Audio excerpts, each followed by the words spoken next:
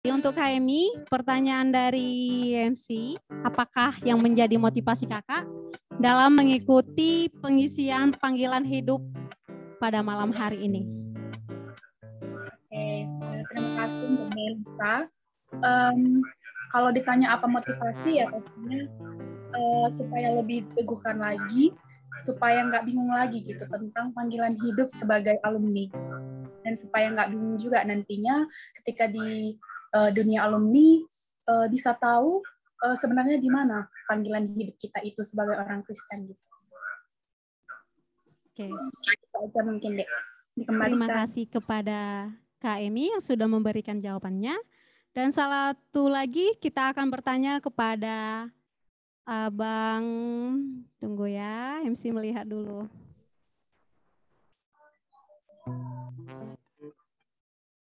Bang Jeki Bukit. Shalom Bang Jeki. Mana nih Bang Jeki? Shalom Bang. Shalom Dek. Oh ya. Oke Bang, pertanyaan yang sama seperti KMI, apakah yang menjadi motivasi Abang dalam mengikuti pengisian panggilan hidup pada malam hari ini? Hampir sama ya dengan yang pertama tadi, mungkin untuk semakin meneguhkan lagi kemana panggilan hidup kita. Terutama kita kan rata-rata sarjana pendidikan ya, bahkan ada yang jurusan sains juga. Tapi sebenarnya banyak yang sarjana pendidikan pun tidak menjadi seorang guru gitu, tapi banyak yang ke sosial, ke ekonomi, jadi pengen lebih banyak belajar lagi tentang panggilan hidup. Seperti itu, Dek. Ya, baik. Terima kasih kepada Bang Jeki yang sudah memberikan jawabannya.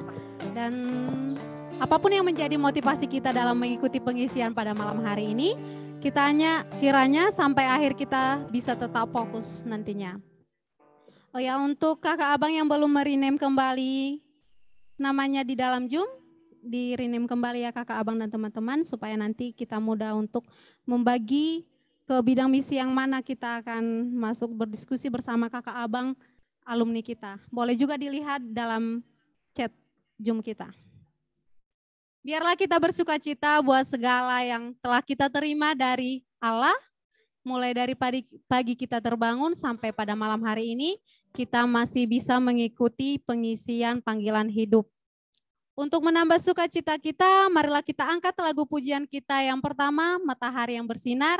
Marilah kita nyanyikan lagu pujian kita dengan penuh semangat di tempat kita masing-masing.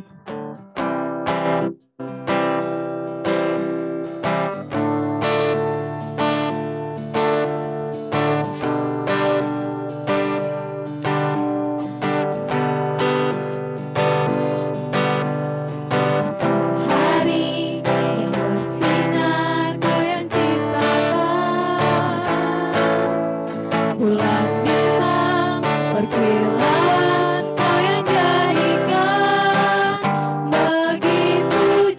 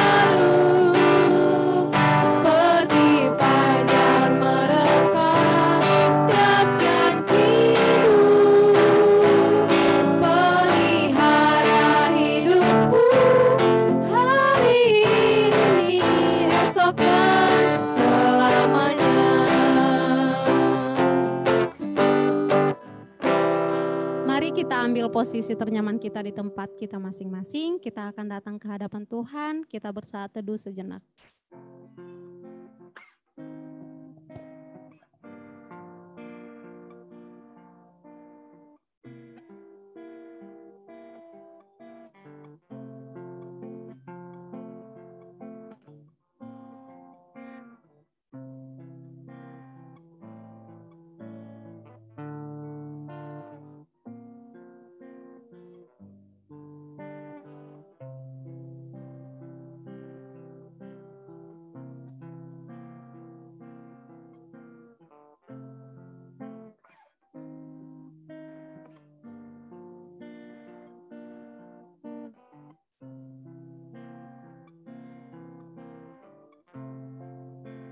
Kita bersatu di dalam doa. Terima kasih Bapak, terima kasih Yesus buat segala anugerah Tuhan yang masih tetap kami rasakan hingga pada malam hari ini. Bersyukur Tuhan Engkau memberkati kami dari pagi hari sampai malam hari ini. Tuhan Yesus, sebentar lagi kami akan memulai pengisian kami. Kiranya Tuhan Yesus memberkati mulai dari awal acara kami hingga akhirnya nanti. Ampunkan kami Tuhan akan dosa dan kesalahan yang kami perbuat supaya tidak terhalang anugerah yang ingin Tuhan berikan kepada kami. Hanya dalam nama-Mu Tuhan Yesus Kristus kami berdoa kepadamu. Amin.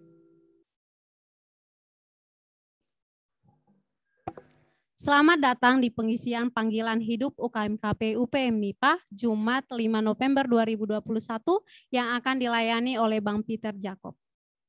Sungguh luar biasa berkat yang daripada Tuhan yang kita terima sampai saat hari ini. Mari kita sembah Allah buat napas dan udara yang masih kita rasakan. Mari kita puji Allah yang perkasa, Allah yang penuh kemuliaan. Untuk itu, marilah kita angkat lagu pujian kita yang kedua, Kau yang terindah.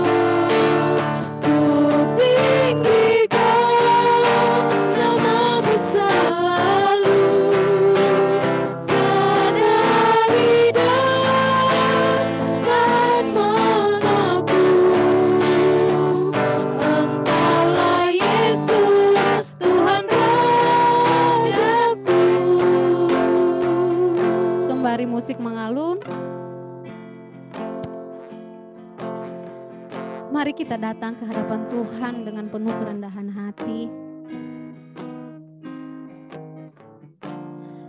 Mari kita sembah Allah yang penuh dengan kasih setia.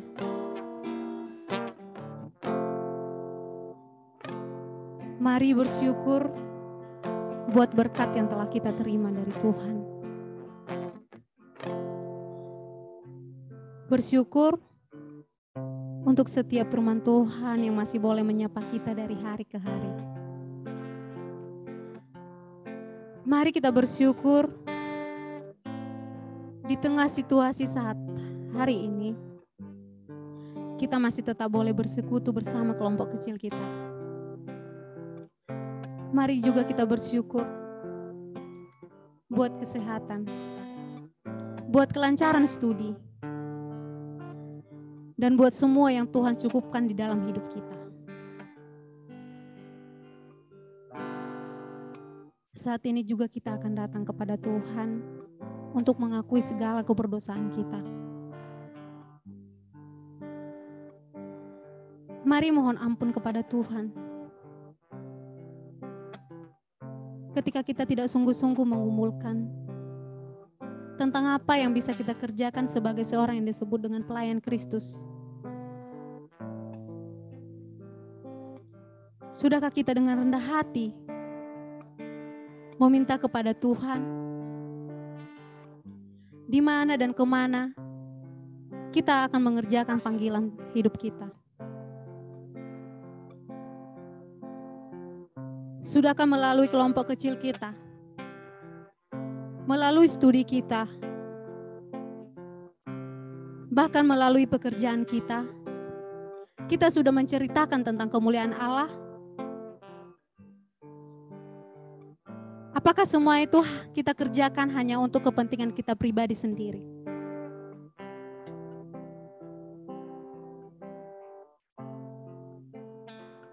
Mari semakin rindu bersekutu bersama Tuhan. Mari semakin rindu mendengarkan suara Allah. Supaya kita tahu apa yang Tuhan inginkan untuk kita kerjakan. Untuk meresponi pengakuan dosa kita, kita akan mengangkat lagu pujian kita yang ketiga, Kau Telah Buktikan.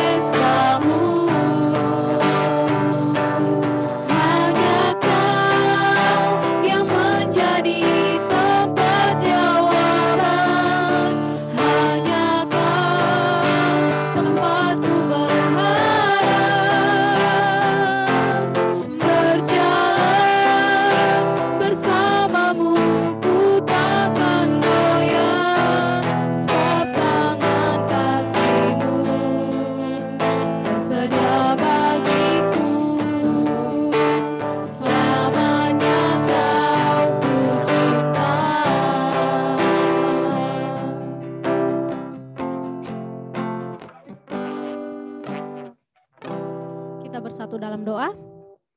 Saat ini Tuhan, kami datang ke hadapan Tuhan mengucapkan segala puji dan syukur atas berkat Tuhan yang masih tetap kami boleh rasakan. Tuhan Yesus, kami sembah Engkau atas segala anugerah yang kami terima Tuhan, buat pekerjaan kami, buat studi kami, buat kesehatan yang Tuhan berikan kepada kami. Tuhan Yesus, kami juga datang ke hadapan Tuhan untuk mengakui setiap keberdosaan yang kami perbuat Tuhan. Kami Tuhan untuk mengetahui tentang panggilan Tuhan di dalam hidup kami. Mampukan kami juga Tuhan mengerti suara Tuhan di dalam setiap langkah kaki kami. Tuhan Yesus, kami adalah anak-anak-Mu yang penuh dengan keberdosaan, kiranya Engkau yang menghapuskannya. Hanya dalam nama Tuhan Yesus Kristus kami berdoa kepadamu. Amin. Diserahkan kepada Abang Peter untuk mengisi kita tentang panggilan hidup. Kepada Abang kami serahkan.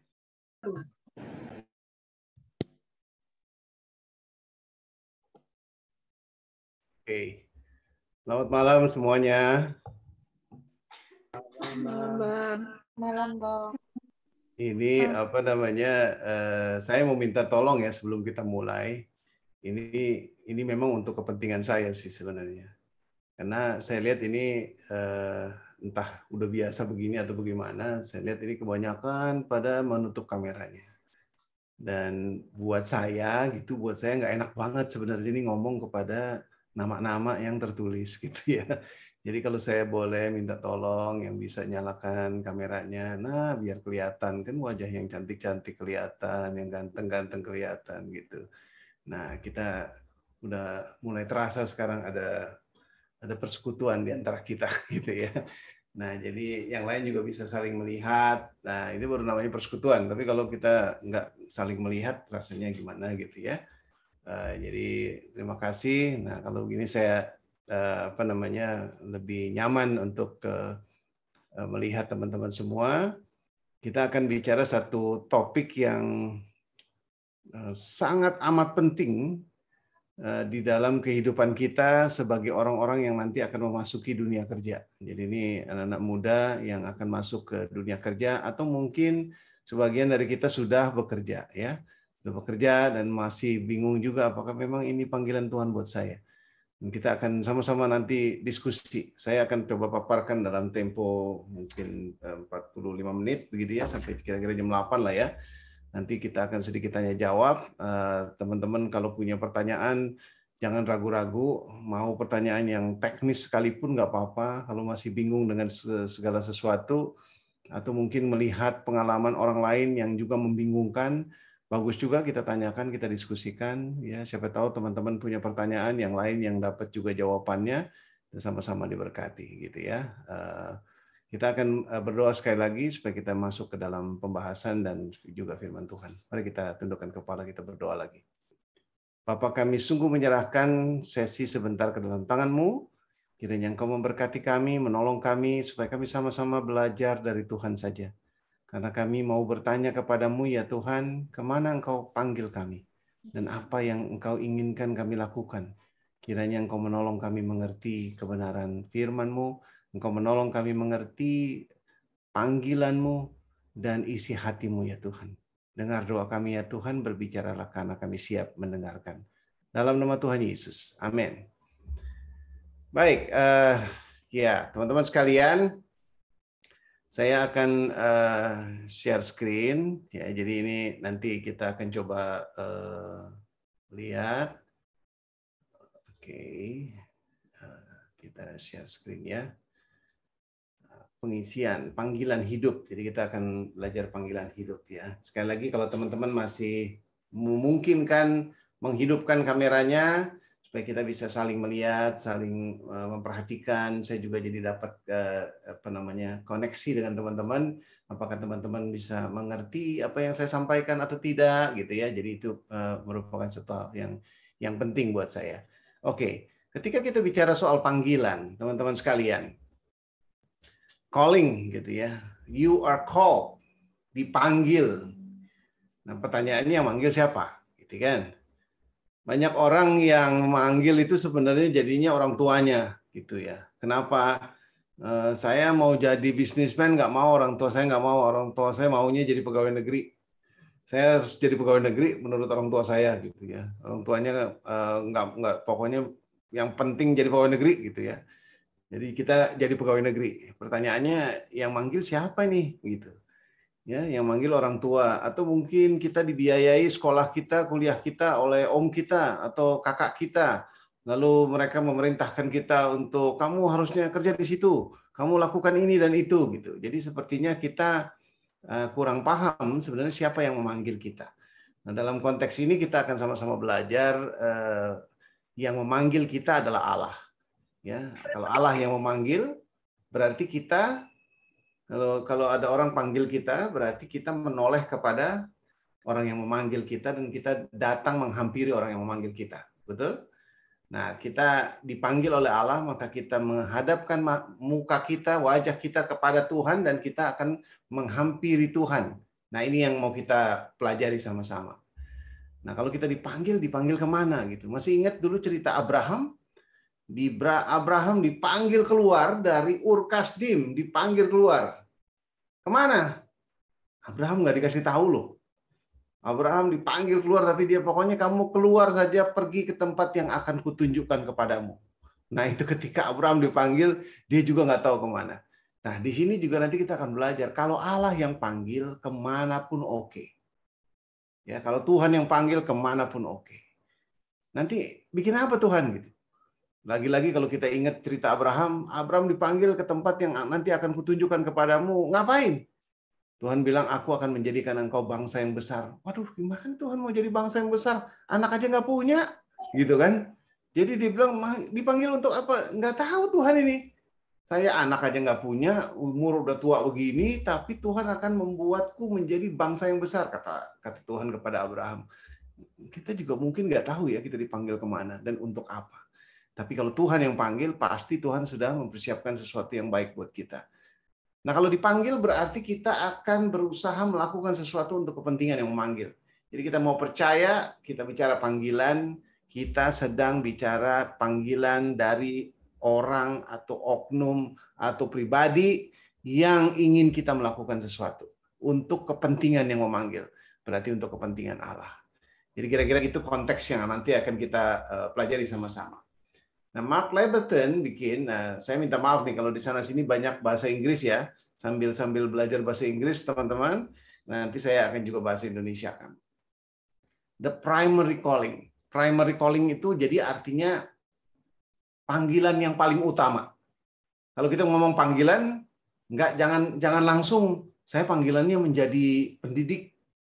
Saya dipanggil menjadi guru gitu. Saya dipanggil menjadi pegawai negeri, saya dipanggil menjadi hakim, saya dipanggil menjadi dokter. Jangan langsung begitu. Karena yang paling utama, yang paling penting, yang paling utama, primary, the calling is ini yang kita mau lihat. Ya, our vocation itu bicaranya soal here and today. Jadi kita nggak lagi bicara soal panggilan kita nanti kalau 20 tahun lagi. Nanti kalau saya udah lulus. Nanti kalau saya udah dapat kerjaan, nanti kalau saya udah kerja 5 tahun, nanti kalau saya pindah pekerjaan. Bukan itu. Panggilan itu here and today. Sekarang, hari ini, di sini. Di tempat di mana teman-teman ada. Ya. The vocation of every Christian, jadi vocation ini sementara diartikan panggilan dulu ya. Nanti saya akan bedakan sebenarnya. Tapi nanti kita akan lihat. Panggilan untuk setiap orang Kristen adalah to live as a follower of Jesus today. Jadi panggilan kita yang paling utama sebenarnya adalah untuk hidup bagi Kristus sebagai pengikut Kristus hari ini. Jadi nggak usah dulu jauh-jauh kita bicara soal panggilan hidup ya, panggilan hidup nanti mau jadi apa, apakah pekerjaan saya udah sesuai atau belum, itu penting, itu nanti kita akan sampai ke sana. Tapi dia mau bilang the primary calling, panggilan yang paling utama, pertama-tama sebenarnya bagaimana saya hidup sebagai pengikut Kristus hari ini, di sini, di tempat ini. In every aspect of life, di dalam setiap aspek hidup, mau kecil, mau tindakan-tindakan yang besar, bersama keluarga, bersama sesama kita, bahkan bersama musuh kita, kita mencari untuk hidup di dalam atau menghidupi anugerah dan kebenaran dalam Tuhan Yesus. Wow. Kalau kita lihat bagian ini kita tahu bahwa kita hidup itu adalah hidup untuk Tuhan Yesus. Mau kita melakukan pekerjaan yang kecil, mau kita melakukan pekerjaan yang besar, mau itu mengerjakannya bersama keluarga, bersama teman-teman kita, bersama sesama kita, atau bersama musuh kita pun, ketika kita bersama musuh kita pun, kita sedang melakukan segala sesuatu di dalam anugerah dan kebenaran Tuhan Yesus. Nah, ini panggilannya. Ini yang panggilan utama. This is our primary calling. Waktu saya belajar ini, waktu saya tahu ini, saya baru sadar. Dulu saya bergumul terus, saya mau jadi pegawai negeri, saya mau kerja di Bank Indonesia, saya mau jadi ini, saya mau jadi itu, saya mau jadi ini, saya ingin melakukan segala sesuatu. Tapi terus kemudian saya pikir, jangan-jangan itu maunya saya. Jangan-jangan itu maunya orang tua saya. Jangan-jangan itu maunya keinginan daging saya. Padahal sebenarnya yang Tuhan panggil paling utama adalah di mana engkau ada, di mana engkau hidup, apapun yang engkau lakukan, lakukanlah sepenuh hatimu seperti untuk Tuhan. Nah, itu adalah Allah. Jadi kita lihat satu-satu ya. Jadi teman-teman, the heart of God's call, jadi artinya inti daripada panggilan Allah adalah ini. Supaya apa? Supaya kita menerima untuk kita dan juga untuk dunia. Nah, ini nanti kita akan masuk ke dalam pembahasan lebih dalam lagi. Coba ini pelan-pelan dilihat ya. Kalau kita mengalami kasih Allah dan ketika menerima dan mengalami kasih Allah dan kita kemudian hidup bagi dunia, hidup bagi sekeliling kita. Nah, sekarang saya tanya ke teman-teman gitu, membayangkan kalau teman-teman hidup, apa kita bisa tuh memikirkan untuk dunia. Dunia itu bukan duniawi ya, tapi untuk sekeliling, untuk ciptaan Tuhan ini, untuk Tuhan. Dan kita kan tahu perintah Allah ya. Perintah Allah adalah mengasihi Allah dan juga mengasihi sesama. Itu dua hukum Allah ya. Jadi itu yang mau kita lihat. Itu yang Tuhan inginkan. Tuhan inginkan supaya kita mengalami itu, mengalami kasih Allah gitu, menikmati kasih Allah. Setiap hari menikmati kasih Allah. Dan orang yang menikmati kasih Allah, dia kemudian hidup bagi sesama. Hidup jadi berkat buat banyak orang. Nah, itu yang pertama. Lalu yang kedua, our call is loving communion with God and God's word. Jadi panggilan kita sebenarnya adalah supaya kita mengalami yang namanya persekutuan kasih dengan Allah dan dengan juga dunia yang diciptakan Allah ini. Dan itu semua melampaui, di sini dibilang melampaui identitas kita, dan juga melampaui komunitas kita, dan juga melampaui aktivitas kita. Artinya adalah apa? Artinya kita lagi bicara supaya gimana caranya kita menikmati itu persekutuan dengan Allah itu, dan itu luar biasa gitu. Ya, saya nggak tahu bagaimana teman-teman di usia yang masih muda bisa mengatakan, saya menikmati banget kebaikan Tuhan itu. Ketika saya saat teduh, saya menikmati Tuhan begitu baik menolong saya. Tuhan tahu aja apa yang saya lagi butuhkan. Tuhan menghampiri saya ketika saya lagi sedih. Tuhan merangkul saya ketika saya lagi merasa kalah. Tuhan menolong saya ketika saya merasa lagi lemah. Nah, siapa yang kira-kira mengalami itu? Itu yang namanya living in a loving communion. Gitu. Jadi bersama-sama dengan Allah, bersekutu dengan Allah di dalam hidup ya. Dan itu yang sebenarnya diinginkan. Nah, saya mungkin teman-teman bilang, ya kalau gitu sih saya juga udah tahu Bang gitu. Saya juga hidup sebagai orang Kristen ya seperti itu, mengalami kasih Allah gitu ya. Nah nanti dalam konteks hidup nanti kita akan lihat teman-teman bahwa sebenarnya kita nggak lakukan itu. Jadi kalau kita lihat nih, the first and the second commandments, jadi perintah yang pertama dan yang terutama, dan juga perintah yang kedua yang sama dengan itu yang Tuhan Yesus ajarkan adalah apa? Mengasihi Allah dan mengasihi sesama, betul? Itu panggilan kita. Jadi sekarang kalau kita ditanya, what is your calling? Jawaban paling pertama adalah mengasihi Allah dan mengasihi sesama. Wherever you go, mau kemana pun kita pergi, mau apapun yang kita lakukan, mau ketemu siapa, mau ngapain, dimanapun, kapanpun, yang kita akan lakukan adalah saya mau mengasihi Allah. Saya mau mengasihi sesama. Jika kalau teman-teman nanti kerja, dimanapun kerjanya, yang kita sedang lakukan adalah bagaimana saya mengasihi Allah. Jadi ketika katakanlah saya seorang businessman, saya katakanlah menjual sesuatu. Katakanlah saya menjual sesuatu. Bisa nggak kita pikirkan, ketika saya menjual sesuatu, saya ini sedang mengasihi Allah. Gimana membayangkannya? Oke, mungkin saya menjual sesuatu supaya saya dapat untung. Sehingga keuntungan saya bisa menghidupi keluarga saya bisa menyekolahkan adik-adik saya bisa memberi bantuan kepada orang tua saya bisa menolong mereka yang lagi sakit, saya bisa memberi kepada orang lain, saya bisa membangun rumah tangga yang baik.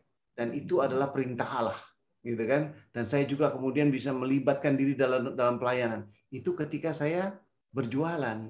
Ketika berjualan, saya bisa mendapatkan keuntungan, dan keuntungan itu bisa buat melayani Allah. Tapi ketika saya berjualan, saya juga pikir begini, katakanlah saya sedang menjual pulsa. Misalnya ini, misal saja ya, saya jual pulsa. Bagaimana menjual pulsa mengasihi Allah?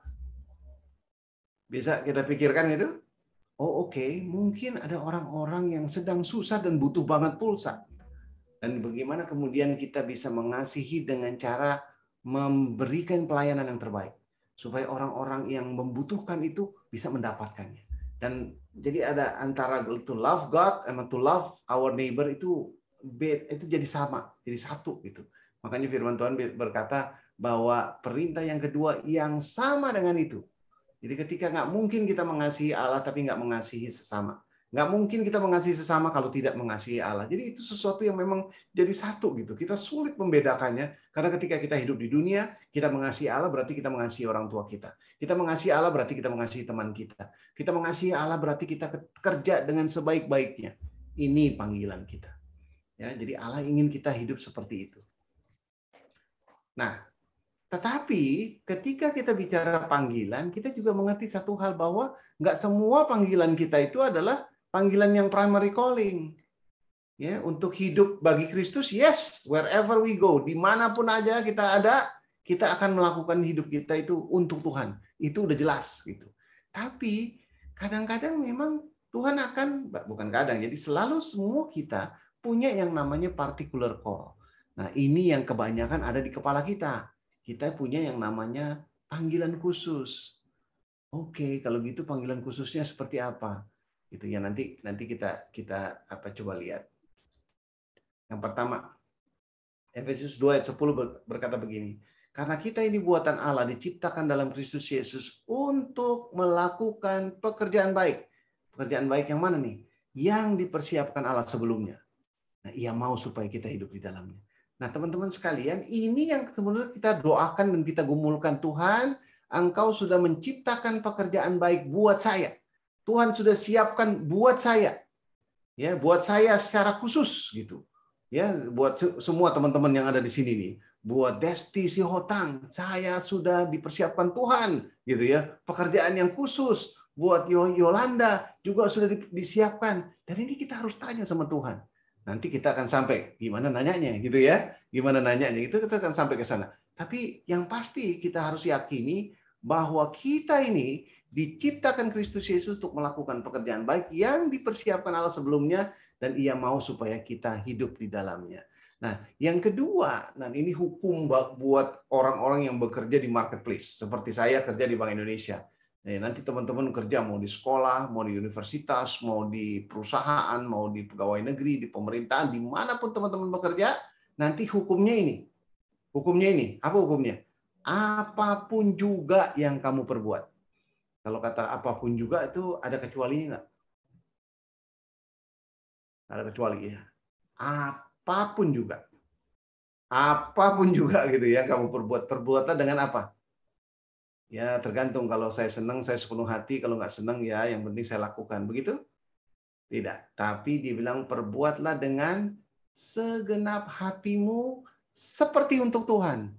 Kata seperti ini bukan seolah-olah bukan ini ya. Kata seperti ini artinya justru bukan seolah-olah, bukan. Tapi seperti ini bahasa Inggrisnya as to the Lord. Jadi perbuatlah dengan segenap hatimu untuk Tuhan. Gitu ya. As to the Lord. Jadi bahasa Inggrisnya as to the Lord, bukan like to the Lord gitu ya, bukan, tapi as to the Lord. Dan bukan untuk manusia. Jadi kalau kita punya bos, kita menyenangkan bos kita dengan sepenuh hati kita berbuat yang terbaik, tapi bukan untuk dia, tapi untuk Tuhan. Nah, kalau kita kerja seperti ini luar biasa nih. Saya kalau di kantor saya kerja, saya tanda tangan surat. Bagaimana caranya supaya menandatangani surat itu mengerjakannya dengan segenap hati seperti untuk Tuhan itu? Maka saya akan pastikan surat itu tidak salah. Saya akan pastikan itu susunannya udah benar. Kalau saya udah yakin, saya tanda tangan. Gitu ya, supaya nggak ada kesalahan di situ.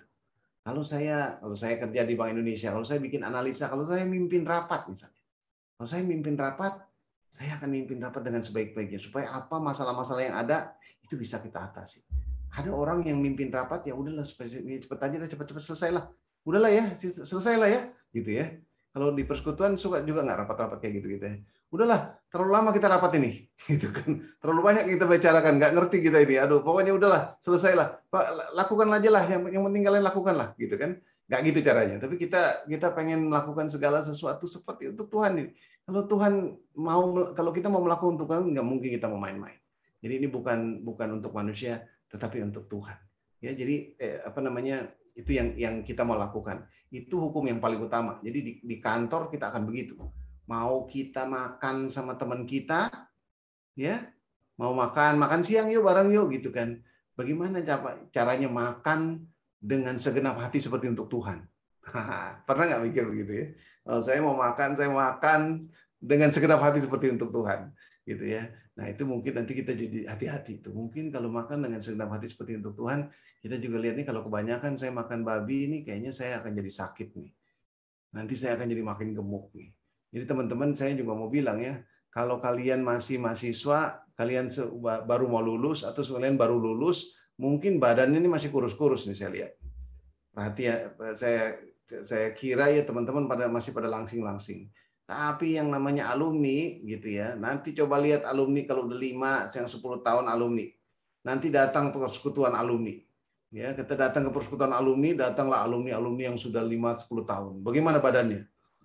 Wah, itu rata-rata badannya tuh sudah sejahtera lah, kita dibilang secara positifnya ya, sejahtera badannya gitu.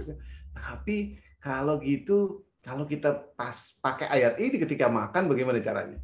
Jadi apapun juga yang kamu berbuat. Jadi kalau kamu makan dengan segenap hati seperti untuk Tuhan. Lalu kita kemudian mulai tahu, kalau saya terlalu banyak makan, maka saya akan jadi gemuk. Kalau saya gemuk, satu saya nggak kurang lincah.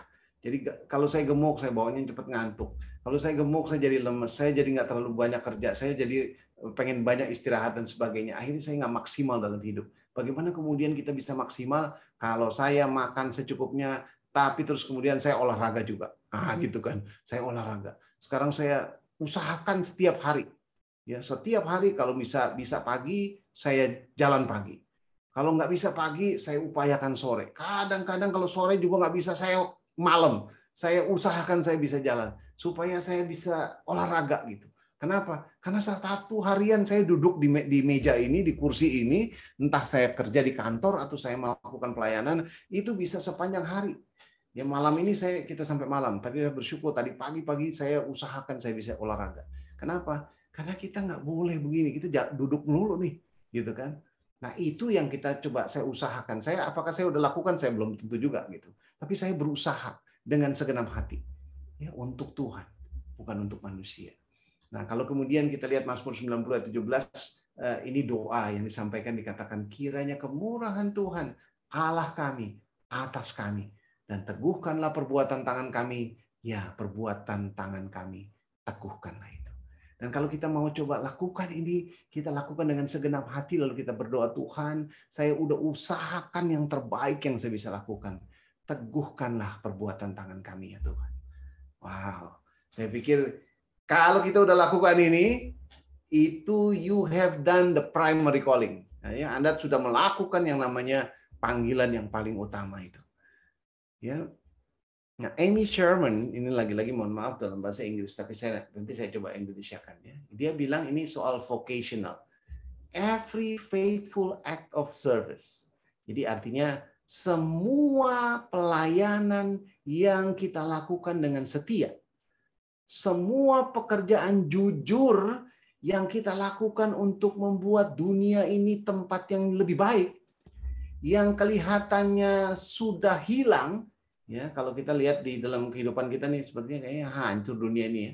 Which him to have been forever lost. Jadi kayaknya udah hancur lah. Forgotten in the rubble of history. Jadi semua sudah kayaknya terlupakan gitu ya. Will be seen on that day. Ya kalau kita lihat semua perbuatan kita, jasa-jasa kita, semua yang kita lakukan dengan sungguh-sungguh seperti tadi.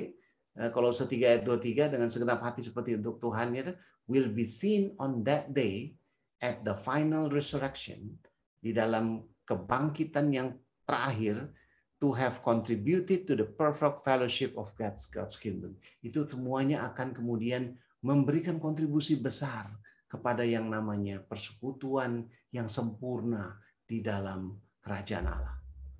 Wow. Saudara, ini kalimat ini besar sekali dan kalimat ini berat. Saya mau ajak kita pelan-pelan melihatnya ya. Jadi saya mau bilang ini, kan tadi Kolose 3 ayat 23 atau segala sesuatu ya, apapun juga yang kamu lakukan, lakukanlah seperti untuk Tuhan, betul? Kita lakukan itu ya. Dan di sini Amy Sherman bilang semua yang kamu lakukan itu nanti punya dampak kepada kekekalan. Semua event dikerjakannya bukan di pelayanan, tapi kerjaannya di kantor. Tanda tangan, kirim surat, nganterin sesuatu, mimpin rapat, memberikan kontribusi di dalam rapat, ngomong, bicara, bukan di pelayanan, bukan di persekutuan, bukan di gereja, di kantor.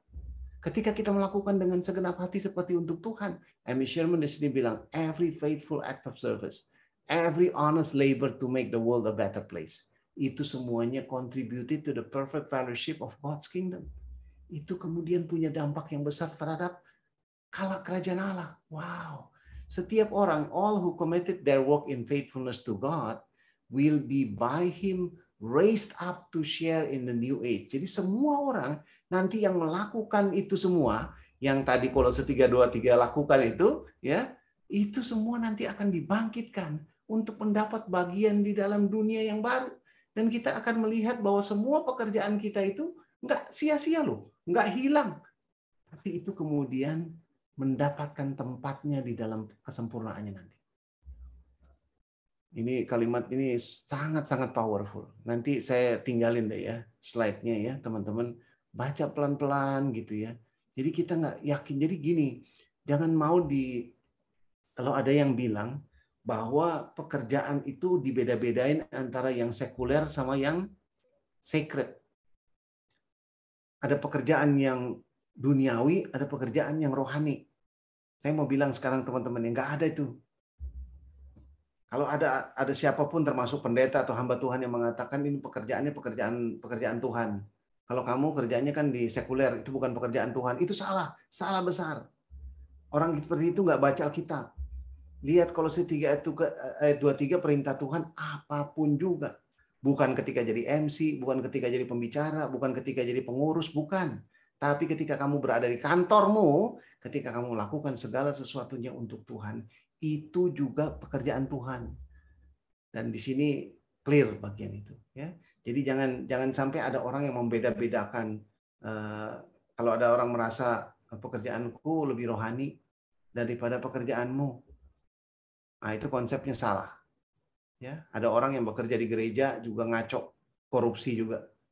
Ada orang yang kerja di gereja tapi terus kemudian berantem terus. Ya, ada banyak juga seperti begitu, gitu ya. Saya nggak tahu di pengurus di kampus kalian seperti apa gitu. Apakah juga berantem? Apakah ada juga iri-irian? Ada juga mungkin saling menyakiti satu sama lain? Adakah juga seperti begitu misalnya gitu ya? Nah itu yang nanti kita lihat bahwa segala sesuatu yang kita lakukan seperti untuk Tuhan, bukan untuk manusia. Nah sekarang ketika kita udah lihat begitu, sekarang saya mau gimana dong melihatnya? Nah, ini dalam bukunya Amy Sherman, dia mencoba membuat irisan gitu ya. Nah, irisannya 3 ini. Yang namanya prioritas Allah atau apa? Tapi kita juga lihat ada kebutuhan dunia. Nah, di situ kemudian saya juga punya minat kan gitu. Saya ini orangnya punya talenta, punya minat, punya karunia. Saya sukanya matematika gitu ya. Nah, ada orang yang sukanya begitu kan. Saya suka banget sama angka-angka, sama hitung-hitungan gitu. Ada orang yang benci banget sama matematika sampai sebenci-bencinya lah begitu ya. Kalau ngelihat matematika itu sebel banget gitu. Ada orang yang suka bahasa gitu. Saya juga nggak ngerti ada orang yang suka bahasa Indonesia. Wah, luar biasa itu gitu kan. Saya nggak bisa paham bagian itu. Ada orang yang suka bahasa Indonesia, ada yang suka bahasa Inggris, ada yang suka bahasa Rusia gitu ya. Tapi ujuk-ujuk ada yang bisa tiba-tiba belajar bahasa Rusia. Hah? Maksudnya apa gitu, kita nggak ngerti gitu ya. Tapi ada orang yang punya minat dan karunia masing-masing. Nah, bagaimana kemudian mencoba mencari overlapnya gitu ya antara prioritas Allah, kebutuhan dunia dan karunia, dan disitulah kita ketemu yang namanya titik pukul vokasi. Dan kalau kita nanti ngelihat gimana caranya, oh di sini nih, di sini sebenarnya yang Tuhan panggil kita. Ya, tapi ini particular call. Jadi artinya panggilan-panggilan khusus. Kalau panggilan umum tadi yang paling utama itu menjadi pengikut Kristus. Nah, saya lihat satu-satu. Menemukan prioritas Allah. Yang pertama, setiap orang kan dipanggil untuk mengemban amanat agung, betul? Kita panggil, saya saya mau jadi hamba Tuhan full time, gitu kan orang bilang. Saya mau memberitakan Injil. Karena apa? Karena prioritas buat Allah, gitu. Kalau ini di bukunya Amy Sherman, walaupun sebenarnya nggak melulu seperti ini. Tapi prioritas Allah itu adalah supaya manusia diselamatkan, supaya orang kenal Kristus, supaya orang terima Yesus, supaya orang diselamatkan. Jadi itu prioritas Allah. Kalau kita menemukan memahami bagian ini, mungkin kita langsung pikir, ya betul, saya mau mengerjakan yang diprioritaskan oleh Allah, yaitu membawa jiwa-jiwa bagi Tuhan. Kalau gitu jadi apa? Kalau gitu saya mau jadi hamba Tuhan. Saya mau jadi pendeta, saya mau jadi misionaris, saya mau jadi staf perkantas gitu ya. Saya mau jadi orang-orang yang bekerja di ladang-ladang Tuhan. Misalnya begitu ya. Bisa jadi kalau ini menjadi sesuatu yang paling utama dan yang paling kuat kita lihat dalam hidup kita.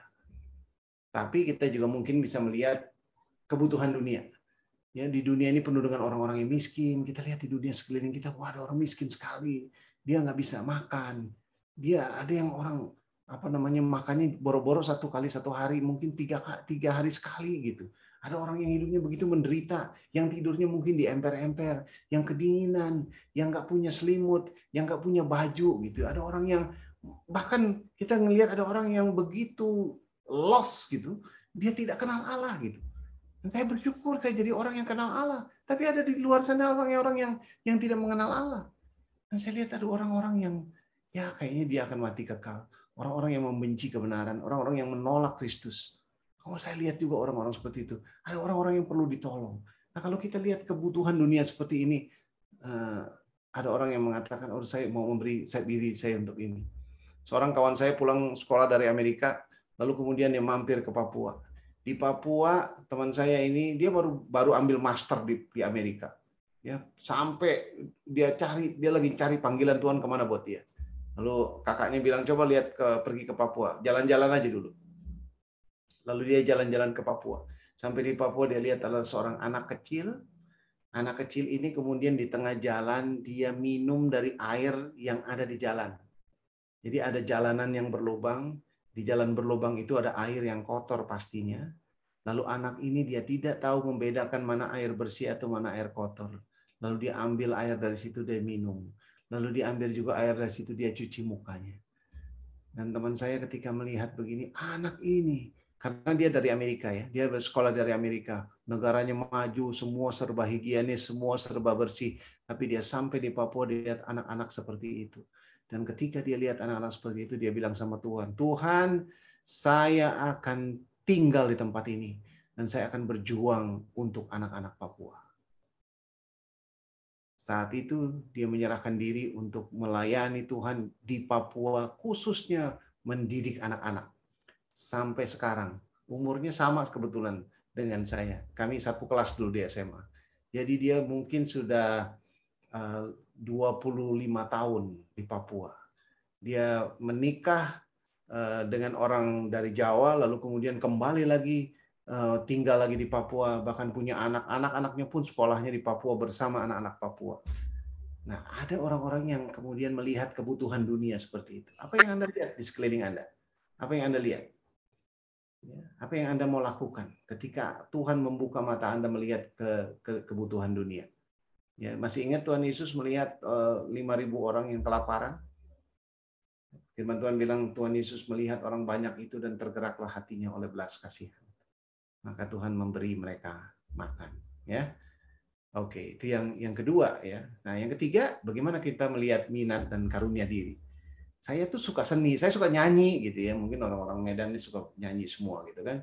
Saya suka nyanyi, atau saya suka matematika, saya suka angka. Oh, saya sukanya dengan anak-anak. Oh, saya sukanya di bidang seni gitu. Entah macam-macam, mau nari, mau apa segala macam gitu. Saya punya minat ini. Lalu kemudian saya pengen banget menjadi berkat dari seni. Anak saya belajar musik, dia sekarang sekolah musik. Dan dia suka musik, dia suka bikin lagu-lagu, dia suka bikin video-video sekarang. Dia suka bikin sesuatu yang kemudian menjadi berkat buat banyak orang. Kemarin dalam satu camp di Perkantas, kami satu keluarga nyanyi satu lagu dan dia bikin videonya.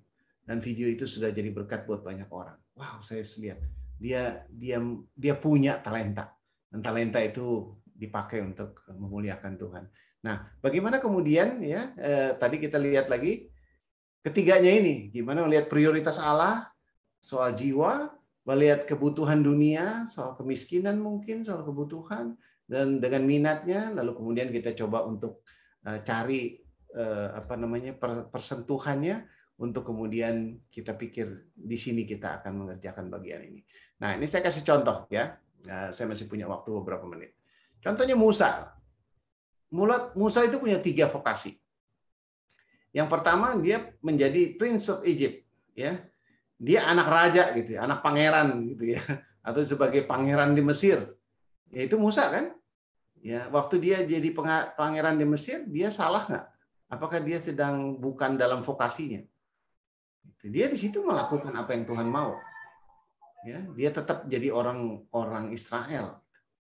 Lalu kemudian ketika sebelum kemudian membawa orang Israel keluar dari Mesir, dia sempat menjadi gembala. Masih ingat di rumah mertuanya gitu ya. Dia menjadi gembala gitu. Waktu dia jadi gembala, apakah dia sedang melakukan panggilan yang keliru? Oh, enggak juga gitu. Baru kemudian pada waktunya dia memimpin bangsa Israel keluar dari Mesir. Semua vokasi Musa ini enggak ada yang salah. Tapi dari pembahasan di atas kita lihat yang mana titik pukul vokasinya Musa. Jadi Musa ngelihat bahwa dia harus melakukan apa yang benar. Dia punya talenta juga. Dia lihat Tuhan maunya apa. Sehingga proses itu dia lakukan sampai akhirnya dia memimpin bangsa Israel keluar dari Mesir. Nah, sehingga di Ibrani 11 dicatat begini, karena iman maka Musa setelah dewasa menolak disebut anak putri Firaun. Di ayat 25, karena ia lebih suka menderita sengsara dengan umat Allah daripada untuk sementara menikmati kesenangan dari dosa. Ia menganggap penghinaan karena Kristus sebagai kekayaan yang lebih besar daripada semua harta Mesir, sebab pandangannya ia arahkan kepada upah. Gitu ya. Jadi dia lihat lebih besar dari semua harta Mesir. Jadi beginilah kemudian Musa menggumuli panggilannya pada waktu itu. Ya, mudah-mudahan teman-teman mulai nangkep tentang bagaimana menggumuli panggilannya. Contoh keduanya Yusuf. Nah, Yusuf juga nih ada 4 vokasinya bahkan, gitu ya. Yang pertama, dia sebelum dibuang, dia kan jadi gembala di Israel, gitu. Walaupun dia anak sayangan, gitu ya. Dia jadi gembala di Israel. Tapi kemudian ketika dia dibuang, akhirnya dia mampir ke rumahnya Potifar, dan di situ dia jadi kepala rumah tangga Potifar. Ya, di Mesir, di rumahnya Potifar. Ini memang sih pembantu rumah tangga, tapi jadi kepala pembantu rumah tangga. Kira-kira gitu loh ya.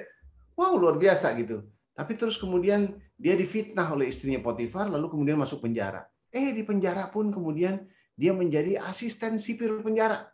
Jadi tahanan tapi dia asisten. Tapi dia orang yang diberikan kuasa di seluruh penjara itu. Gitu. Wah, luar biasa nih. Dimanapun dia ada, si Yusuf ini, dia menjadi yang terbaik. Jadi gembala dia baik, di rumah Potifar dia baik, dimasukin penjara dia juga baik. Sampai akhirnya dia menjadi penguasa Mesir. Jadi orang kedua di Mesir. Gitu kan. Nah, semua vokasi Yusuf halal dan baik, bagus. Tapi menurut pembahasan di atas, kita lihat yang mana kemudian menjadi titik pukul vokasinya Yusuf. Gitu kan? Kalau saya melihatnya, kalau Anda masih muda sekarang, Anda akan menjalani nih, ya, vokasi demi vokasi. Tapi apapun vokasinya, jangan lupa bahwa yang kita mau lakukan adalah menjadi pengikut Kristus. Nah, jadi lanjut ya, itu yang kita mau lakukan. Kesadaran Yusuf ya, jadi bagian ini. Jadi kalau kita lihat Yusuf sampai dibuang, mungkin dia merasa, aduh gimana ya, mungkin saya jadi nggak benar hidup saya seperti ini. Tapi di bagian akhir Yusuf bilang, memang kamu telah mereka-rekakan yang jahat terhadap aku. Tapi Allah telah mereka-rekakannya untuk kebaikan, dengan maksud melakukan seperti yang terjadi sekarang ini, yakni memelihara hidup suatu bangsa yang besar. Nah, saya mau katakan teman-teman di sini adalah, panggilannya Yusuf sebenarnya bukan untuk jadi Perdana Menteri. Tapi panggilan yang utamanya bagi Yusuf adalah sebenarnya memelihara hidup suatu bangsa yang besar. Inilah yang terjadi. Inilah yang mulai dilakukan oleh Allah sejak dia dibuang dari rumah bapaknya. Dijadikan pembantu rumah tangga di rumah Potifar, masuk penjara sampai akhirnya jadi Perdana Menteri. Tapi bukan Perdana Menteri ujungnya, bukan menjadi Perdana Menteri yang paling utamanya, tapi memelihara hidup suatu bangsa yang besar. Jadi itu yang kita lihat ya. Lalu Nehemia gitu ya, sama lah segini, pemimpin dia membangun tembok. Jadi saya skip supaya kita Esther bukan jadi ratunya yang paling utama. Tapi ketika Esther jadi ratu, sebenarnya dia sedang diplot untuk merisikokan dirinya menyelamatkan suatu bangsa. Bisa saja waktu Esther menghadap raja nggak happy, lalu kemudian raja menghukum Esther mati. Ya, jadi dia nggak usah jadi ratu dah, kalau gitu jadi ibu rumah tangga biasa aja, gitu kan? Jadi itu yang kita lihat. Nah itu Esther. Nah ada beberapa hal yang saya ingin teman-teman nanti kita diskusikan. Mekar dimanapun. This is the blooming wherever you are planted. Ya, jadi yang tadi saya bilang, Kolose 3 ayat 23, di sini dilakukannya. Pokoknya di mana aja, mau kita di penjara, mau kita dibuang ke dalam sumur, mau kita jadi anak buah, mau kita jadi orang yang disuruh-suruh fotokopi, mau kita jadi suruh-suruh ini dan itu, apapun yang saya lakukan seperti untuk Tuhan. Saya akan melakukannya dengan terbaik-baiknya. I have to bloom. Saya harus mekar dimanapun. Luar biasa ya. Yang kedua, memberikan keterampilan terbaik. Jadi apapun yang saya lakukan, saya kasih yang terbaik. Saya kasih yang terbaik. Saya bisa apa, saya kasih yang terbaik. Dan saya akan terus berusaha untuk membuat diri saya lebih baik dan lebih baik dan lebih baik dan lebih baik supaya saya bisa memberikan yang terbaik. Dan itu yang cara yang bisa kita lakukan. Dan yang ketiga, kita menciptakan. Jadi kalau kita lihat ada kebiasaan-kebiasaan yang kurang baik, ayo kita mulai ubah sedikit demi sedikit. Kalau lingkungan kita masih suka main kartu misalnya begitu ya, kita dengan berbagai upaya sedikit-sedikit ubah ya. Ajak mereka mulai ngobrol untuk membicarakan hal-hal yang penting ya. Jadi kemudian sedikit-sedikit mengubah sehingga kebiasaan-kebiasaan buruk. Jadi itu proses penciptaan juga gitu kan. Sehingga ada banyak orang nanti ketika kita udah kerja di tempat-tempat yang besar, kita nanti akan punya banyak sekali ide-ide baru untuk menciptakan hal-hal yang baru. Ya nanti masing-masing nanti punya godaannya, tapi saya nggak punya waktu bahas itu semua. Yang keempat, berinvestasi. Berinvestasi dalam arti berpartisipasi dalam segala inisiatif. Kalau di teman-teman ada inisiatif apa saja, di kampus, di pelayanan, di gereja, di keluarga, kita selalu berpikir apa yang baru ya, apa yang harus saya lakukan, apa yang saya bisa lakukan untuk mentransformasi segala sesuatu. Mau di rumah, di gereja, dimanapun, kita bisa lakukan yang terbaik. Ya, jadi itu yang dilakukan sehingga akhirnya kita sampai kepada pertanyaan. Jadi bagaimana? Apa panggilan hidup Anda? Apa panggilan hidup Anda? Apa yang bisa kita lakukan kalau gini? Apa yang harus kita lakukan? Apa yang saya harus gumuli? Apa yang saya lihat? Saya lihat prioritas Allah. Oh, saya lihat kebutuhan Sumatera Utara.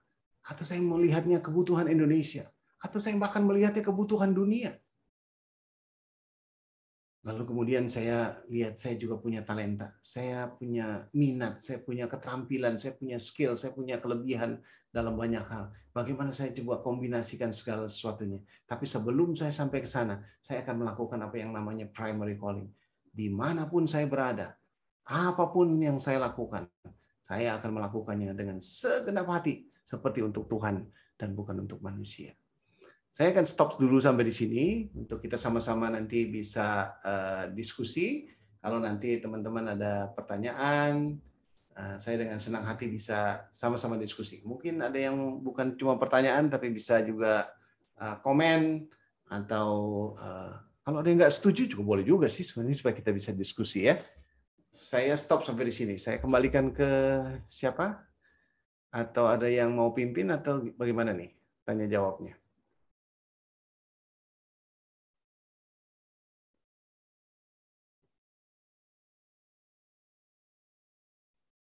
Panitia ada?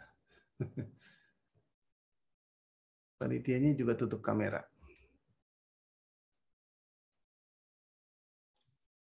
Ya, terima kasih kepada Bang Peter yang sudah mengisi kita pada malam hari ini. Ya, bagi kakak abang dan teman-teman yang ingin mengajukan pertanyaan kepada Bang Peter, boleh dihidupkan mikrofonnya kalau mau bicara secara langsung atau boleh juga melalui chat.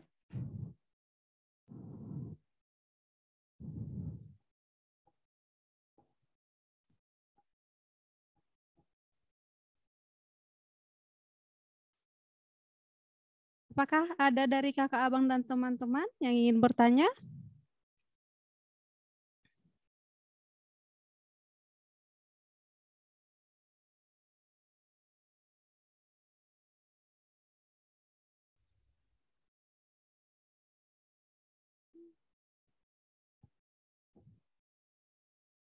Dan sekali lagi kepada kakak abang dan teman-teman yang ingin mengajukan pertanyaan atau atau kurang paham tentang bagaimanakah panggilan hidup tersebut, boleh di chat. Ini ada Putri Yani, Oh iya, silakan. silakan kepada Putri Yani dan Kak Dama. Selanjutnya dimulai dari Putri. Karena enggak. Shalom semuanya, shalom Pak. Jadi yang ingin saya tanyakan tadi kan tentang apa panggilan hidup Anda diakhirkan. Jadi lebih ke bagaimana ya kita untuk tahu bahwa yang kita dengar itu memang panggilan dari Allah. Gitu. Bagaimana kita bisa mendengar panggilan Allah dan bagaimana kita tahu bahwa itu memang benar panggilan Allah atau panggilan diri kita sendiri. Seperti itu Pak. Terima kasih. Oke, saya langsung jawab atau kumpulin dulu? Atau yang kedua dulu? Dama, silakan. Langsung dijawab aja, Bang. Oh, langsung dijawab. Iya. Ya, gini Putri. Jadi memang ini namanya pergumulan, dan pergumulan ini tergantung dari seberapa kita mengenal Tuhan kita. Ya, jadi banyak orang kan sebenarnya saya nggak tahu apa maksud Tuhan, gitu. Tapi nggak pernah berusaha untuk mengenal Tuhan. Ya, orang yang dekat sama Tuhan, punya hubungan pribadi yang dekat, selalu baca Alkitab, berdoa, memuji-muji Tuhan, punya koneksi yang erat dengan Tuhan, dia pasti ngerti apa yang Tuhan mau. Jadi kalau kita baca Alkitab, kita akan mengerti gitu ya. Dan itu satu hal. Tapi yang tadi kita lihat di dalam penemuan titik pukul vokasi, bukan cuma sekedar jadinya baca Alkitab, tapi kita juga buka mata kita melihat sekeliling. Ada orang yang dia itu kerjaannya udah bagus banget gitu. Gajinya besar, bagus kerjanya. Tapi kemudian dia meninggalkan semua pekerjaannya dan dia mengurus mamanya yang sedang sakit di rumah. Bertahun-tahun. Sampai dia meninggalkan karirnya. Sampai dia nggak punya karir lagi. Karena dia ingin merawat mamanya. Karena dia lihat ada kebutuhan yang lebih real. Dan dia sadar Tuhan mengasihi mamanya. Dan Tuhan ingin dia mengurus mamanya. Dan dia meninggalkan pekerjaannya. Ada orang bilang, wah sayang banget, udah sekolah tinggi-tinggi. Lalu kemudian meninggalkan pekerjaan yang udah bagus, gajinya besar. Terus kemudian mengurus mama. Sehingga ekonomi juga jadi terbatas. Tapi yang namanya dipanggil, kita memang dipanggil keluar. Seperti Abraham dipanggil keluar dari Ur Kasdim. Mungkin dia juga bilang, nanti kalau kayak gini gimana ya nasib gue ya. Nasib saya nggak tahu nih kayak gimana. Nanti kalau mama udah meninggal, saya jadi kerja apa seperti apa. Oh, dia nggak khawatir. Dia nggak takut karena dia sedang mengerjakan apa yang dia yakini Tuhan mengasihi mamanya, atau Tuhan mengasihi papanya, Tuhan mengasihi siapa, lalu kemudian dia bisa menyerahkan diri untuk itu. Sama seperti teman saya yang udah sekolah tinggi-tinggi sampai di Amerika. Lalu kemudian dia melihat, dia pergi, dan terbuka matanya, dilihat ada anak-anak yang bahkan tidak bisa membedakan air bersih dan air kotor. Lalu kemudian dia memberi diri, menyerahkan, Lord, I stand for the children of Papua. Dia bilang, saya akan berjuang untuk anak-anak Papua. Kenapa? Karena dia buka matanya, dia lihat. Ya, dia sama seperti dia juga belajar, dilihat Tuhan Yesus melihat orang banyak itu dan hatinya tergerak oleh belas kasihan. Jadi kalau kita mau sampai kepada titik itu, kita makin mengasihi Tuhan, pasti kita akan mengasihi sesama. Ya, jadi panggilan perintah yang paling utama adalah kasihilah Allah dengan segenap hatimu, lalu kemudian kasihilah sesama manusia seperti dirimu sendiri. Ketika kita melakukan kedua hukum itu, kita akan ketemu tuh panggilan itu. Ya, selamat menggumuli kalau begitu ya. Jadi itu pasti akan sangat menyenangkan dan kita pasti dapat. Saya juga lagi bergumul, saya juga lagi menggumuli. Saya minta kepada Tuhan, kemarin apa yang saya minta, saya udah doakan 5 bulan. Saya udah berharap-harap dan terus berdoa meminta kepada Tuhan. Akhirnya kemarin nggak dikasih Tuhan, nggak dapat apa yang sama. Gitu ya. Dan sekarang menjadi pergumulan berikutnya adalah kalau Tuhan nggak mau saya ke sana, lalu Tuhan mau saya kemana? Dan itu menjadi satu perjalanan bersama-sama dengan Tuhan yang indah sekali gitu. Sampai nanti kita akan dapat, oh puji Tuhan. Ya, kalau kita taat, kita ikuti jalan Tuhan, nanti kita akan dapat pas gitu ya. Tapi ada orang-orang yang melawan dan kemudian melakukan keinginan dirinya sendiri. Jadi hati-hati ketika keinginan diri juga begitu kuat, kita harus betul-betul tanya sama Tuhan. Dan kalau kita baca Alkitab baik-baik, kita merenungkan baik-baik, kita dekat sama Tuhan, pasti dapat jawaban itu. Gitu ya Putri ya. Silakan Dama. Ya, kepada Kak Dama, dipersilakan Kak. Oke, shalom untuk semuanya.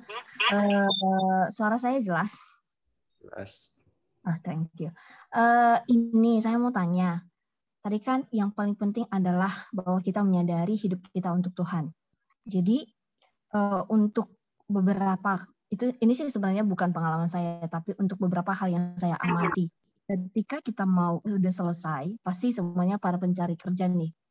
Nah, beberapa perusahaan, beberapa sekolah, kalau kita lihat bagaimana sebenarnya tujuannya, goals-nya, ada beberapa hal yang memang menentang. Jadi seperti salah satu sekolah yang, maaf kalau ada yang bekerja di tempat tersebut, maksudnya bukan ke sekolahnya, tapi jenisnya ya sekolah Buddhis yang mereka juga yang notabene melakukan hal-hal yang memang ya kita tentang dalam Kristen gitu, tapi mereka tetap menyelenggarakan itu, tapi di balik itu ada sebuah pendidikan di baliknya gitu. Jadi kayak bingung sih gitu. Ada juga beberapa daripada kita yang memang bekerja di sana. Apakah kita mau menghindari ataukah bagaimana gitu sebagai anak-anak yang Tuhan? Sebenarnya sih masih bertanya gitu kan. Apalagi ini kan sebenarnya kalau kerja kita bisa sebenarnya untuk menghindari gitu. Itu gimana ya? Dikembalikan. Ya, makasih Dama. Ini menarik ya. Saya kasih contoh yang nggak terlalu ekstrim dulu. Kalau kita kerja, kayak saya kerja di kantor pemerintah di Bank Indonesia. Di Bank Indonesia saya kerja yang Kristen cuma sedikit sekali. Bahkan 90% orang lebih itu ya bukan Kristen. Pemimpinnya juga bukan Kristen. Dan mereka adalah orang-orang yang taat dengan agamanya. Mereka taat dan mereka melakukan agamanya gitu. Dan saya kerja buat mereka, kerja dengan mereka, gitu kan. Walaupun memang institusinya bukan institusi yang dengan agama tertentu, gitu, seperti yang tadi contohnya Dama, gitu. Tapi yang paling saya lihat adalah memang saya kerja di lingkungan seperti itu. Nah, yang paling penting dalam konteks saya adalah sebenarnya saya harus memberitahu kepada semua orang bahwa saya ini seorang Kristen. Nah, kalau konteksnya yang tadi Dama sampaikan, kalau kita sampai bekerja dikatakan di suatu institusi yang jelas-jelas bukan Kristen tapi juga jelas-jelas berorientasi pada satu agama tertentu seperti Buddhis atau Hindu atau Islam, itu kalau menurut saya sepanjang dari awal kita jelas bilang saya ini Kristen, saya nggak akan melakukan sesuatu yang dilakukan oleh agama Anda. Tapi saya Kristen, kalau saya dibolehkan bekerja di tempat ini, saya akan bekerja dengan sebaik-baiknya, tapi saya Kristen. Dan saya akan melakukan apa yang baik. Masih ingat Daniel? Daniel kerja kepada Nebukadnezar. Dan di situ itu raja itu bukan nggak percaya Tuhan. Bahkan dalam berbagai kesempatan kerajaan itu membuat aturan-aturan yang kemudian mengharuskan warganya menyembah raja atau menyembah dewanya raja. Masih ingat? Ya kan? Akibatnya apa? Akibatnya ya Daniel harus dihukum, tapi nggak apa-apa, dia nggak khawatir.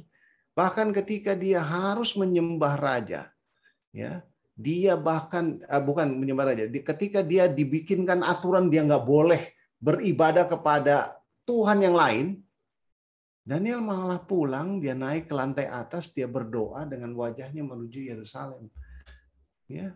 Dan ketika dia berdoa seperti itu, dia ditangkap, dimasukkan ke dalam goa singa. Gitu.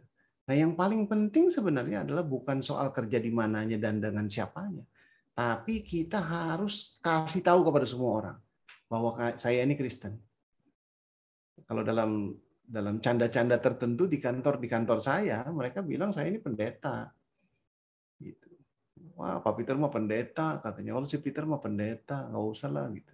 Tapi itu menyelamatkan saya banyak sekali. Jadi kalau ada teman-teman saya punya WhatsApp grup gitu ya, yang isinya suka kirim-kirim gambar-gambar porno gitu, atau mungkin ya yang begitu-begituan lah gitu ya, saya nggak pernah diajak masuk ke situ. Dan itu kan bagus buat saya gitu. Jadi saya nggak ada godaan dalam konteks itu, gitu kan. Jadi ada orang sebenarnya nggak melulu seperti yang Dama bilang orang ini berorientasi agama-agama tertentu. Kalau saya sih mau dimanapun saya masuk, asal saya akan bilang saya ini orang Kristen, gitu, dan saya akan lakukan apa yang terbaik sesuai dengan iman saya. Dan kalau mereka nggak suka, ya mereka keluarin saya. Kalau mereka suka dengan gaya saya, dengan fakta saya, dan itu yang saya harapkan supaya mereka justru melihat. Ya, saya mau kasih tahu satu hal ya. Di tempat saya kerja, 90% lebih orang bukan Kristen. Dan teman-teman tahu nggak ya, kalau di Medan juga saya kira sama, dimanapun sama. Ya, orang-orang yang bukan Kristen itu nggak pernah baca Alkitab. Betul kan? Mereka kalau bukan Kristen, mereka nggak baca Alkitab. Ya ada sih orang-orang case-case khusus lah mereka baca Alkitab gitu ya. Tapi kebanyakan mereka nggak baca Alkitab. Kebanyakan mereka nggak pernah dengar khotbah-khotbah yang bagus. Kebanyakan dari mereka nggak pernah baca buku-buku yang bagus. Betul kan ya? Nggak pernah ikut acara-acara pengisian kayak begini misalnya gitu kan. Nggak pernah gitu. Lalu kesempatan mereka mengenal Tuhan atau membaca Alkitab adalah dengan cara melihat ada orang Kristen. Orang Kristen yang dia lihat, dengan orang Kristen itu kemudian mengambil keputusan, cara bicaranya, menolong orang lain, berbuat baik, itu seperti baca Alkitab mereka itu. Ngerti maksud saya kan? Itu seperti kita membuat mereka membaca Alkitab lewat mana? Lewat hidup kita. Makanya kita ini hidup seperti Alkitab yang terbuka. Kemanapun kita pergi, kalau kita yang melakukan apa yang disebut dengan yang dikatakan tadi Kolose 3 ayat 23, kita sepertinya sedang membuka Alkitab supaya orang-orang pada baca. Mau yang baca itu Kristen atau yang baca itu orang-orang yang bukan Kristen yang belum pernah baca Alkitab. Bukankah ini kesempatan yang sangat luar biasa gitu. Ya, jadi jangan khawatir, jangan ada juga punya keinginan pokoknya saya pengennya kerjanya di tempat yang orang Kristen semua. Kerja di perusahaan Kristen, mau kerja di sekolah jadi guru tapi sekolahnya harus sekolah Kristen gitu. Ya bisa mungkin bagus juga gitu ya, tapi ya itu seperti menerangi terang lah gitu. Tapi kalau kita bisa kerja di tempat-tempat yang bukan Kristen, wah itu anugerah yang luar biasa menurut saya. Kalau Anda mau lebih banyak menjangkau lebih banyak orang, you have to let you know. Pernah dengar lagu itu? Let the beauty of Jesus be seen in me. Let the beauty of Jesus be seen in me. Jadi ada the beauty of Jesus kelihatan dari hidup saya. Coba nanti cari lagu itu. Jadi itu apa namanya? Lagu-lagu yang kemudian menolong saya untuk mengerti bahwa ketika saya berinteraksi keluar sana, orang bisa melihat Kristus dalam diri saya. Gitu ya, namanya. Ada yang lain?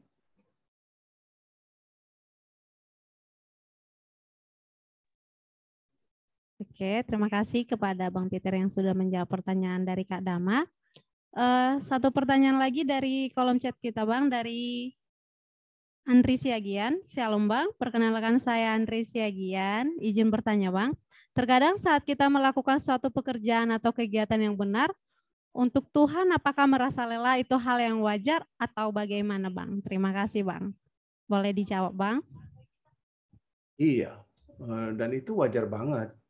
Bahkan saya punya satu slide ya, tapi saya nggak tahu saya simpannya di mana. Timothy Keller bilang, justru kalau kita merasa pekerjaan kita itu nggak enak banget, melelahkan banget, dan banyak dapat tentangan dari orang menghadapi mentok kiri, bentok kanan, capek banget mengerjakannya itu, si Tim Keller bilang kemungkinan besar itu justru panggilan Tuhan di situ. Gitu kan. Jadi saya mau bilang bahwa kalau kita mengerjakan pekerjaan yang Tuhan panggil, itu seringkali nggak enak. Saya kasih contoh Abraham lagi. Abraham itu orang kaya, hartanya banyak, ternaknya banyak. Tuhan suruh keluar dari kampungmu, keluar. Kemana Tuhan? Ya nggak tahu, pokoknya nanti aku tunjukin. Keluar aja dulu. Coba dia pergi tanpa tujuan. Tujuannya hanya ikut Tuhan aja. Ya. Lalu kemudian Tuhan bilang, kamu akan aku jadikan bangsa yang besar. Bagaimana mungkin Tuhan? Aku udah usia, udah lanjut. Bagaimana? Anak gue nggak punya, bagaimana mau jadi bangsa yang besar? Tapi dia taat saja. Akhirnya dia bisa punya anak kok. Ya, walaupun ada accident juga kemudian ya dengan Hagar, tapi terus kemudian dia dengan Sarai punya anak Ishak gitu. Lalu kemudian ketika dia punya anak, apa yang Tuhan bilang? Bawa anakmu ke atas gunung, lalu korbankan. Coba bayangin betapa nggak nyamannya dia gitu. Tuhan katanya mau jadikan aku bangsa yang besar. Aku tadi bingung, tapi akhirnya Tuhan kasih aku anak. Sekarang udah dikasih anak, anaknya disuruh korban. Gitu kan. Tapi kalau orang itu taat, nggak enak sih, nggak enak. Tapi kalau taat, dia akan bisa dapat yang luar biasa. Abraham jadi bapak orang beriman. Jadi orang yang jadi bangsa yang besar. Gitu ya. Kalau ngelihat baca seluruh perjanjian lama, ngelihat cerita itu amazing sekali melihat seperti itu. Jadi kalau kita capek, kalau kita lelah, kalau kita burn out, kalau kita susah banget karena melakukan apa yang benar, jangan putus asa. Justru kita bilang, oh Tuhan, kalau baca lagi khotbah di bukit misalnya begitu, Matius 5 ya, berbahagialah orang yang menderita karena namaku. Ya, berbahagialah orang yang miskin. Berbahagialah orang yang itu ada paradoks di dalam konteks Matius 5. Jadi kita lihat justru kalau melakukan kebenaran seringkali hidup kita lebih susah. Tokoh-tokoh Alkitab itu nggak ada yang gampang hidupnya. Paulus ketika dia terima Tuhan Yesus, hidupnya itu mayoritas ada di penjara, bukan di luar. Sebagian besar hidupnya setelah bertobat itu adanya di penjara. Wah, tapi justru ketika Paulus di penjara lah kemudian dia menulis banyak sekali surat.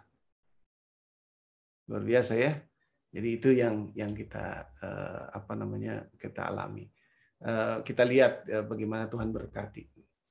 Jadi no problem kalau gitu, Andri. Jangan merasa itu nggak wajar. Justru kalau kita melakukan yang benar, jadi itu satu hal yang wajar. Gitu ya. Masih adakah? Atau kita udah 8.20 tadi katanya mau masuk break room? Terima kasih kepada Bang Peter yang sudah menjawab pertanyaan dari Andri. Kalau kakak abang dan teman-teman sekalian ingin bertanya lebih lanjut lagi, nanti kita akan adakan breakout room. Nanti di situ boleh ditanyakan kepada kakak abang alumni kita. Jadi sebentar lagi kita akan memasuki breakout room, tapi sebelum itu kepada kakak abang yang belum merename namanya, boleh di-rename kembali kakak abang dan teman-teman agar bisa dibagikan ke room mana nantinya akan dimasukkan kakak abang dan teman-teman. Kami kasih waktu 1 menit buat kakak abang dan teman-teman sesuai arahan yang di kolom chat kita. Di breakout room kita nanti kita akan mengadakan sesi sharing atau diskusi bersama kakak abang alumni kita yang sudah terlebih dahulu menemukan panggilan hidupnya. Kita akan adakan selama 30 menit. Untuk di bidang pendidikan kita akan berdiskusi dan berbagi bersama Kak Priska. Di dalam bidang sosial kita akan berbagi dengan Bang Soritua. Di bidang ekonomi kita akan kembali sharing lagi bersama Bang Peter. Dan yang terakhir di bidang pelayanan lintas agama dan budaya kita akan berbagi dengan Bang Riston. Boleh segera di-rename kakak abang dan teman-teman karena masih ada yang belum merename namanya. Untuk Kak Sinta Sitinjak boleh Kak di-rename namanya. Buat Bang Berton Siahaan, buat Dian Dorcas Pandiangan, Kak Kristesia Ambarita, buat Bang Irwan Simanihuru, Bang Jeki, buat Kak Karina, Kak Marlina, dan buat kakak abang dan teman-teman yang lainnya. Boleh di-rename namanya.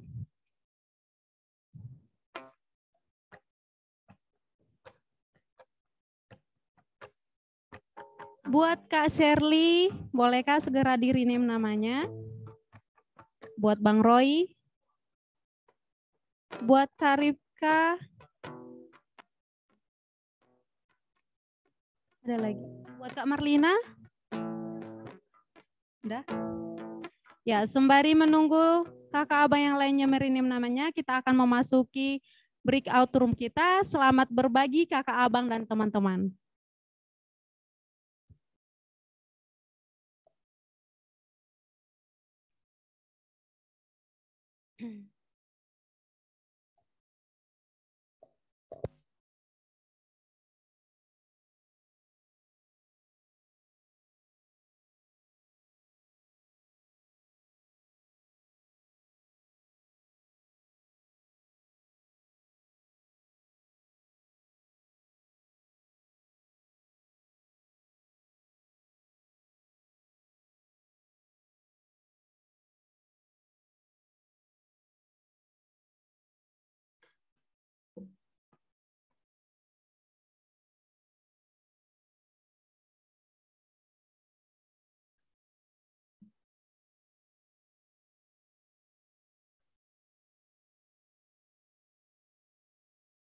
Ya. Shalom teman-teman, boleh silakan masuk ke room yang sudah disediakan.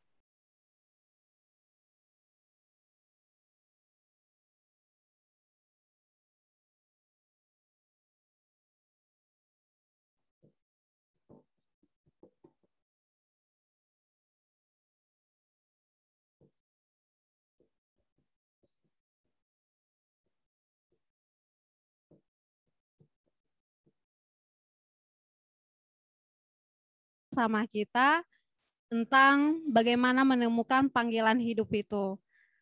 Buat kakak abang dan teman-teman sekalian, sebagian besar mungkin sudah kita dengar bagaimanakah kakak abang alumni kita menemukan panggilan hidup mereka. Mungkin bukan hal yang mudah menemukan tentang panggilan hidup, tapi marilah kita tetap setia menggumuli bagaimana panggilan hidup itu supaya kita tahu apa yang Tuhan inginkan untuk kita kerjakan. Untuk meresponi apa yang sudah kita dengar, kita akan bernyanyi lagu komitmen kita, lagu yang keempat yaitu Ku Ingin Mendengar Suaramu, dan di akhir pujian akan diserahkan kepada Bang Peter untuk menutup acara kita.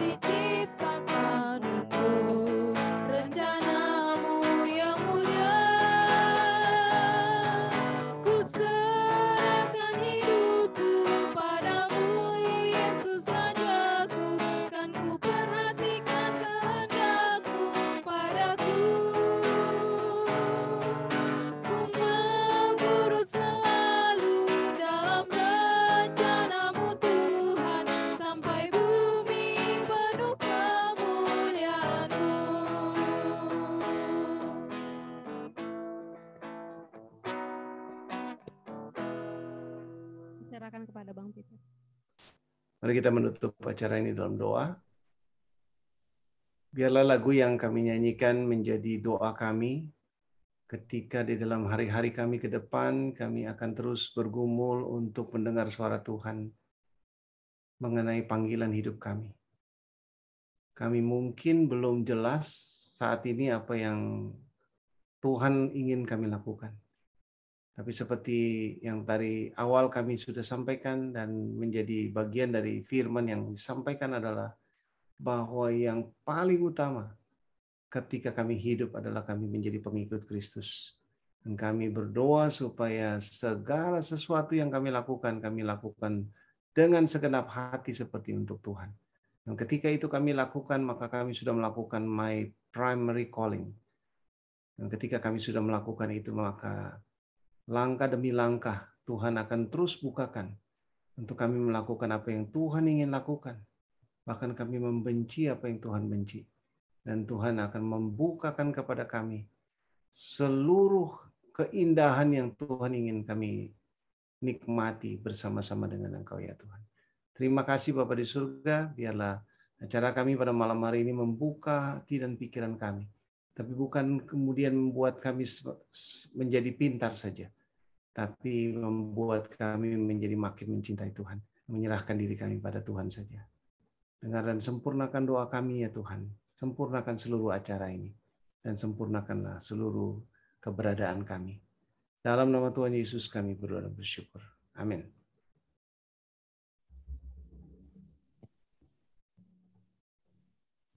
Terima kasih kepada Bang Peter yang sudah menutup acara kita. Sebelum kita keluar dari Zoom kita akan adakan sesi foto sebagai dokumentasi dan kenang-kenangan kita. Boleh diberikan gaya terbaiknya dan senyuman termanisnya. Boleh buat kakak abang dan teman-teman sekalian dibuka kameranya. Ya, untuk slide yang pertama,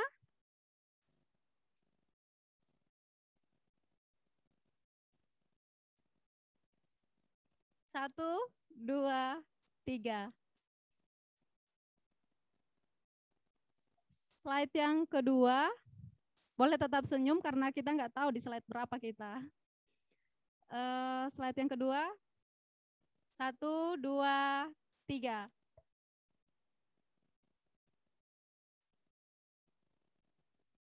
Cuma 2 slide. Terima kasih buat kakak Abang dan juga kepada Bang Peter yang sudah mengisi kita pada malam hari ini. Abang alumni juga dan kakak alumni juga yang sudah berbagi bersama kita pada malam hari ini. Selamat istirahat.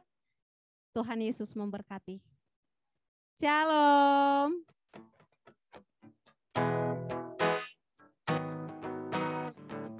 Terima kasih semuanya ya. Terima kasih, Pak.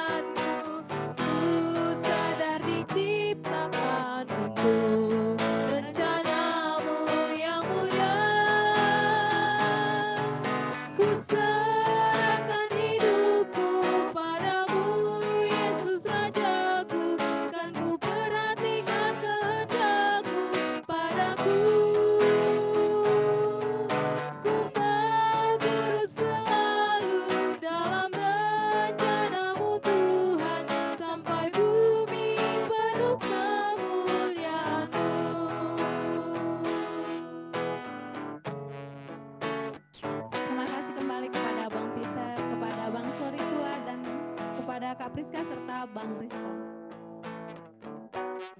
Zoom akan kita tutup dalam